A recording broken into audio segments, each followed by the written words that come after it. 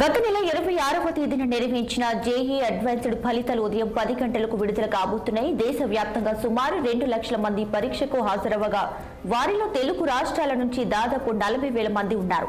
పరీక్ష నిర్వహణ బాధ్యతలు తీసుకున్న ఐఐటి మద్రాస్ ఫలితాలను విడుదల చేయనుంది.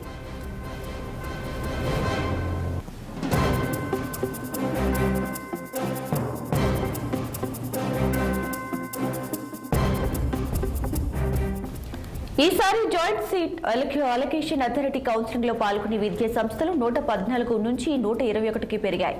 ఐఐటీలు, ఎన్ఐటీ, ట్రిపుల్-ఐటీలతో పాటు పలు కేంద్ర ప్రభుత్వ విద్యా సంస్థల్లో బీటెక్, బ్యాచిలర్ ఆఫ్ సైన్స్, 5 ఏళ్ల ఇంటిగ్రేటెడ్ కోర్సుల్లో సీట్ల భర్తీకి జోసా పేరిట సంయుక్త కౌన్సిలింగ్ నిర్వహించింది. ఆ ప్రక్రియ ఈ నెల 10 నుంచి జూలై 23 వరకు 44 రోజుల పాటు కొనసాగనుంది. గత విద్యా సంవత్సరం 2023 నుంచి 24లో 23 ఐఐటీలో 17,385 సీట్లున్నాయి. ఈసారి మరిన్ని పెరగవచ్చని అంచనా వేస్తున్నారు.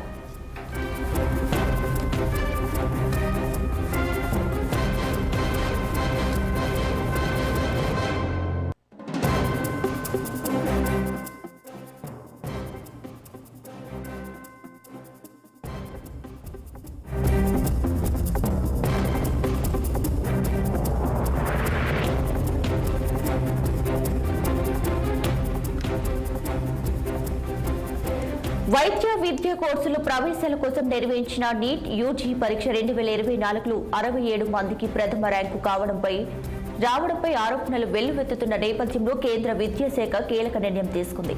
ఈ పరీక్షలో అవకతవకలు జరిగాయంటూ కాంగ్రెస్ సహా పలు విపక్షాలు ధ్వజమెత్తాయి.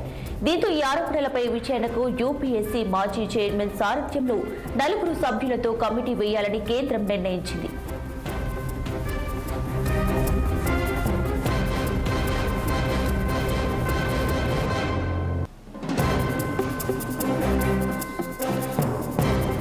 ఇక ఈ కమిటీ వారం రోజుల్లో సిఫార్సులతో నివేదిక ఇస్తుందని national testing agency DG Subodh Kumar Singh మీడియాకు తెలిపారు.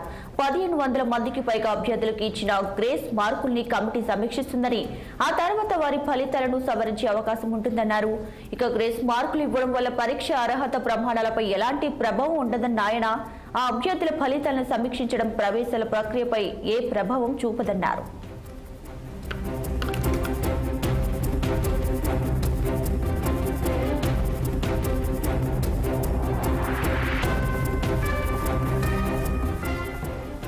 నీట్ పరీక్షలో అక్రమాలు జరిగాయన్న ఆరోపణలను ఖండించారు. పేపర్ లీక్ కాలేదని, అవకతవకలేమీ జరగలేదన్న ఆయన, దేశవ్యాప్తంగా నిర్వహించిన ఈ పరీక్ష సమగ్రతకు ఎలాంటి భంగం వాటిల్లలేదని స్పష్టం చేశారు. ఎన్సీఈఆర్టీ పాఠ్య పుస్తకాల్లో మార్కులు, పరీక్ష కేంద్రాల వద్ద సమయం కోల్పోవడంతో ఇచ్చిన గ్రేస్ మార్కులే ఆ విద్యార్థులు అధిక మార్కులు సాధించడానికి కారణాలని వివరించారు.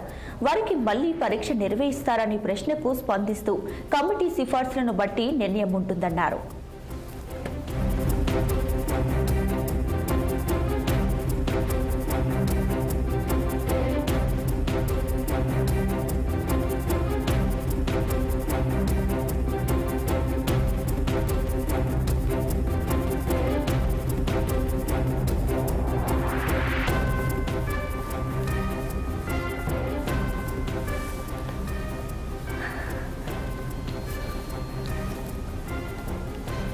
నీట్ పరీక్షలో జరిగిన అవకతవకలపై సుప్రీంకోర్టు పర్యవేక్షణలో విచారణకు సిట్ ఏర్పాటు చేయాలని ఆమ్ ఆద్మీ పార్టీ డిమాండ్ చేసింది.